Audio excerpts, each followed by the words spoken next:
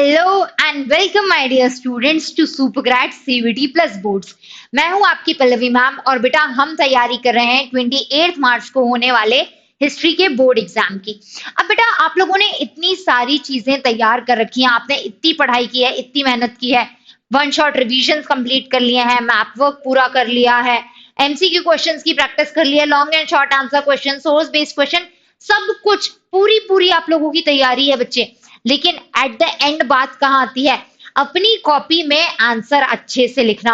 और बेटा इस क्लास में मैं आपको यही समझाने वाली हूं कि टॉपर्स अपनी कॉपी में आंसर किस तरह से लिखते हैं, टॉपर कॉपी किस तरह से लिखी जाती है। जब आपको टॉप स्कोर लेकर आना है, जब आपको 80 और 80 का स्कोर लेकर आना है, आपको कॉपी में उसी तरह से लिखना होगा। अब बेटा ये कॉपी किसने दी, प्रोवाइड की है सैंपल के लिए? सीबीएसई खुद ये कॉपी प्रोवाइड कर रहा है, ठीक है। तो आपको सीबीएसई जो एक्सपेक्ट कर रहा है उसकी एक्सपेक्टेशन के हिसाब से आंसर लिखना होगा, आपको बहुत अच्छे मार्क्स मिल जाएंगे। सिंपल। चलिए शुरू करते हैं। देखो सबसे पहले आता है सेक्शन ए, एमसीक्यू क्वेश्चंस।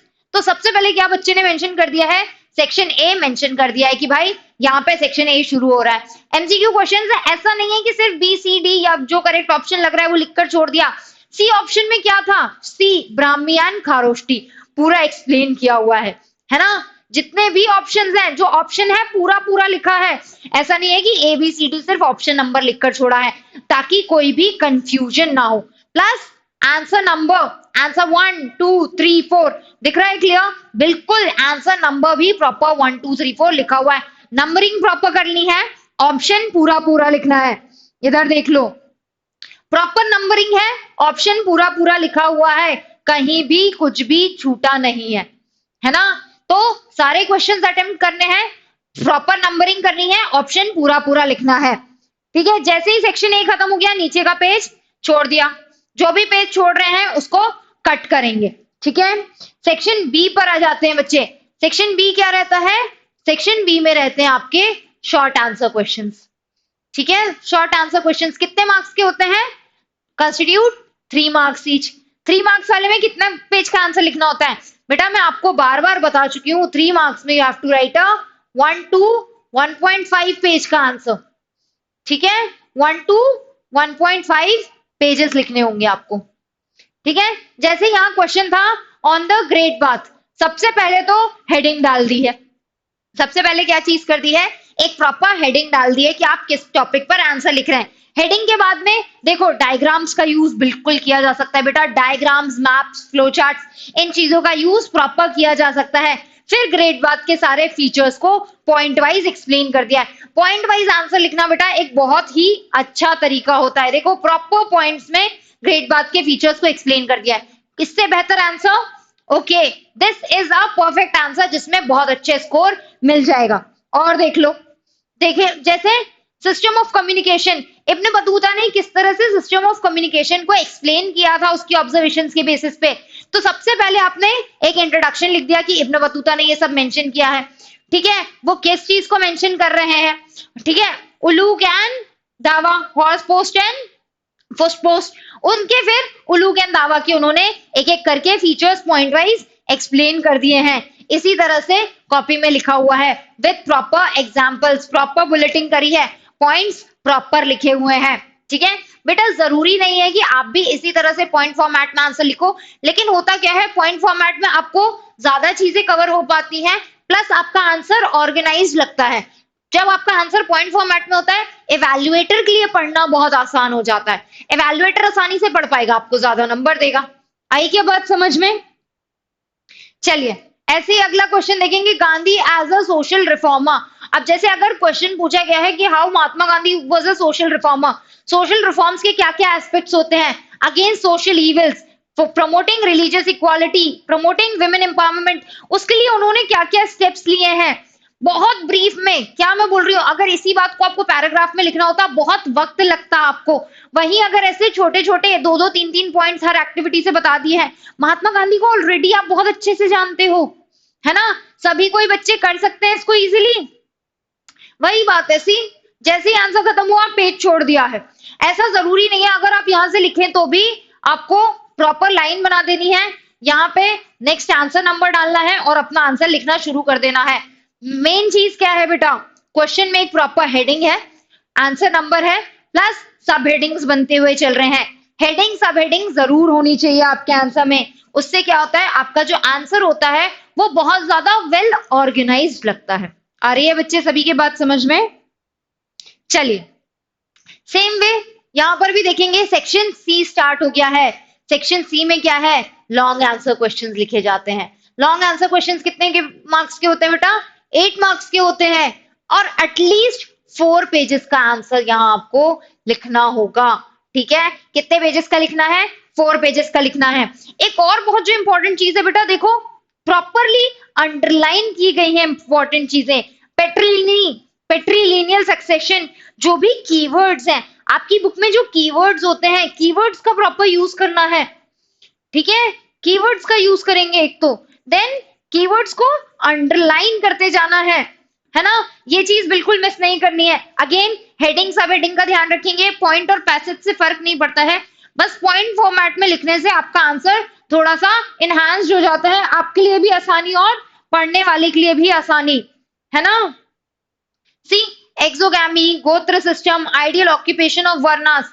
ठीक है, आइडियल ऑक्यूपेशन ऑफ वर्नास पे भी क्वेश्चन का पार्ट था, तो आइडियल ऑक्यूपेशन ऑफ वर्नास, ब्राह्मण हेडिंग बनाई, पॉइंट्स में बुलेट्स में लिख दिया है। देन क्षत्रिय हेडिंग बनाई, वैश्य हेडिंग बनाई, शूद्र हेडिंग बनाई, प्रॉपर लिख दिया है। बहुत शॉर्ट में लेकिन डिटेल में आंसर लिख दिया है। पॉइंट्स छोटे हैं लेकिन आंसर में सारी चीजें कवर हो रही हैं। कैसा होना चाहिए आपका आंसर? आपका आंसर होना चाहिए होलिस्टिक। ठीक है, जो सारे डिमेंशंस को एड्रेस करे। ठीक है, क्वेश्चन में जो भी पूछा गया है सारे के सारे डिमेंशंस को एड्रेस करने वाला आपका आंसर होना चाहिए। सी इसके बाद वाला, इसका अगला part, theories were not universally followed. Proper examples दिए गए हैं बेटा, जैसे सातवाहना किंग्स, किस तरह से जो रिलीजियस फिलोसफी की थ्योरी थी, ठीक है, ऑक्यूपेशन का जो डिवीजन था वर्ण के लेवल पे, वो यूनिवर्सली नहीं फॉलो होता था, तो उसके लिए आपको एग्जांपल्स देने हैं। प्रॉपर एग्जांपल्स बनाए हैं, मौर्य, शुंग, हर चीज को प्रॉपर अंडरलाइन किया है, हेडिंग्स बनाई है, सब हेडिंग्स बनाई है। देखो फिर से बुलेटिन कितनी अच्छे से करी है। ठीक है, स्पेसिंग का ध्यान रखा गया है, हर पार्ट को एड्रेस किया है, वैश्य वाले पार्ट को, शूद्र वाले पार्ट को बहुत छोटी सी लाइन में कंक्लूड कर दिया है। Hence we see that the Brahminical norms were not universally followed. बस एक लाइन का कंक्लूजन है बेटा। इंट्रोडक्शन और कंक्लूजन जब आप लिखते हो क्या करना है, बहुत मेहनत तो नहीं करनी है बेटा, बस एक एक लाइन में इंट्रोडक्शन कंक्लूजन लिख सकते हो। टॉपर कॉपी में देख पा रहे हो, मेजर फोकस किस चीज पे था? Major focus body of the answer पे था। इंट्रोडक्शन या कंक्लूजन 1 या 2 लाइन का सिर्फ। ठीक है, प्रॉपर स्ट्रक्चर मिलता है इससे आपके आंसर को। अगला क्वेश्चन देख लेंगे, the glory of Vijayanagar empire. सबसे पहली चीज, क्वेश्चन नंबर अच्छे से दिया हुआ है, क्वेश्चन में क्या लिखने वाले हो, हेडिंग है, इंट्रोडक्शन लिखा हुआ है। ठीक है, बॉडी में हर पार्ट को एड्रेस करते हुए ओरिजिन, लोकेशन, सब हेडिंग्स बना दी है। ठीक है, सब हेडिंग्स को पॉइंट्स में एड्रेस किया है, ट्रेड को एड्रेस किया है, कैवालरी को एड्रेस किया है, पोर्चुगीज एक्सपोर्टेड, जो भी ट्रेड के बारे में था सब कुछ इन्वॉल्व करा हुआ है। डिक्लाइन ऑफ विजयनगर एम्पायर, अगर क्वेश्चन में एक स्पेसिफिक पार्ट था उसे हेडिंग बना दी है, और जो भी रीजंस थे डिक्लाइन के वो सारे एक्सप्लेन कर दिए हैं। Ramaraya policy, battle of Talikota, and ultimately आप यहाँ पर एक कंक्लूजन लिख रहे हो, इंट्रोडक्शन, कंक्लूजन, आपको अंडरलाइन दिख रहा है। बेटा जरूरी नहीं है कि आपको स्केच पेन या डिफरेंट कलर के पेन यूज करने, आप सिर्फ एक ब्लू पेन भी यूज कर रहे हैं ना, तो भी ध्यान रखेंगे हेडिंग, सब हेडिंग, स्पेसिंग और अंडरलाइनिंग। बेटा कॉपी देखने में देखो ना कितनी सुंदर दिख रही है। आ रही है समझ में बात?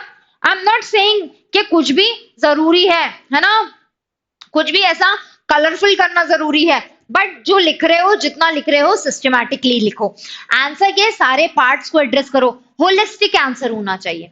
ठीक है,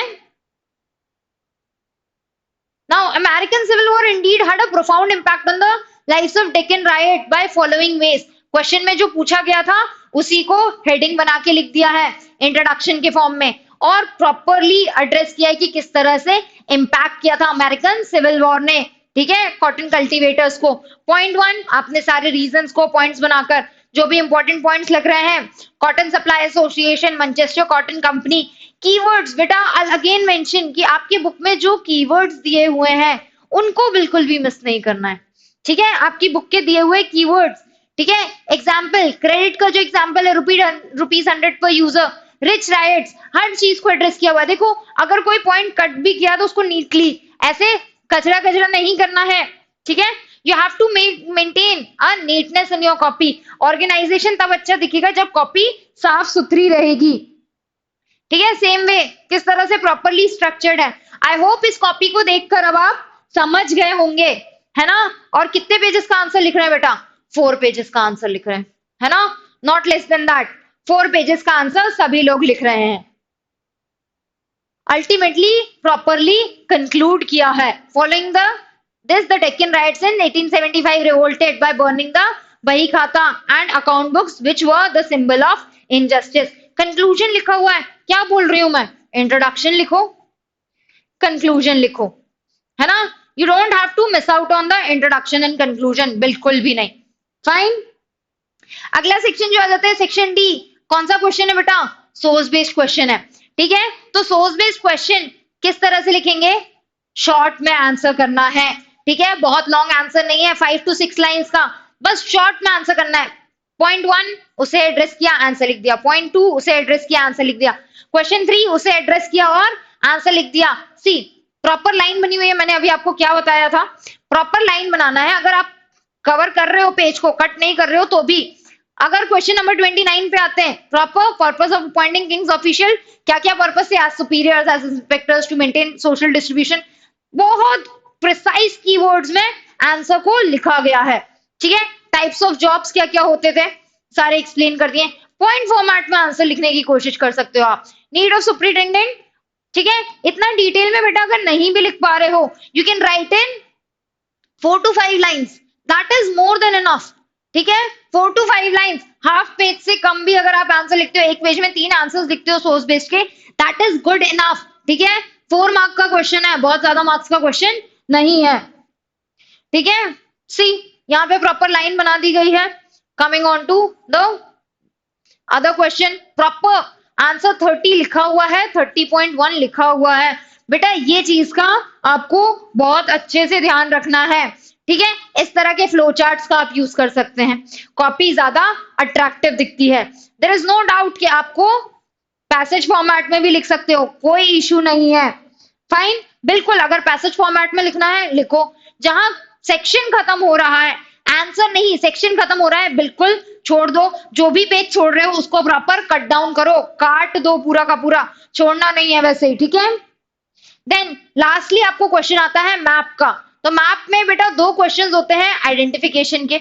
जैसे यहां पर प्रॉपर दिया हुआ था बी हियर, सी हियर, ठीक है। आपको आइडेंटिफाई करना है, लाइन बनी हुई है वहीं पर आप लिख दो, ठीक है, ए हियर। तो आपको 2 पॉइंट्स आइडेंटिफाई करने होते हैं, 3 पॉइंट्स मार्क करने होते हैं, है ना। 2 में से जो भी है लाइन पर ही आप लिख सकते हैं। इसी तरह से आप भी क्या करेंगे, प्रिसाइज लोकेशन पे मार्क करेंगे, एक लाइन बनाएंगे, लाइन पे नाम लिख देंगे। कितना सुंदर रहेगा। अब देखो 3 लोकेशंस मार्क करनी है, तीनों के लिए अलग अलग सिंबल। एक के लिए ट्राइंगल यूज कर लिया, स्क्वायर, स्टार। बहुत इजीली साइट को आइडेंटिफाई करो, अलग सिंबल यूज करो और उसे मार्क करो। Very simple. इस तरह से आपकी कॉपी बहुत सुंदर दिखेगी बेटा। और जब आपकी प्रिपरेशन 80 on 80 वाली है ना, कॉपी पे उसका प्रेजेंटेशन भी 80 on 80 वाला होना चाहिए। यही पर्पस था ये टॉपर कॉपी आप लोगों के सभी के साथ में मेरा शेयर करने का। इसे आपको अगर डाउनलोड करना है ये पीपीटी को, you can go to CUET by Supergrades का टेलीग्राम चैनल, जहां पे आपको सारी अपडेट्स मिल जाएंगी regarding board exams, regarding CUET exams. सारा स्टडी मटेरियल मिल जाएगा free of cost, without charging any money. बस आपको ये चैनल ज्वाइन करना है, ठीक है। और अगर आपको सीयूईटी एग्जाम प्रिपरेशन के कोर्सेज चाहिए, you can visit the Supergrads. Okay, चलिए, so all the very best for your exam. I hope you score a very good marks in your history board exam. All the very best. Bye bye. Take care. I'll meet you in the next lecture. Bye bye. All the best बच्चे.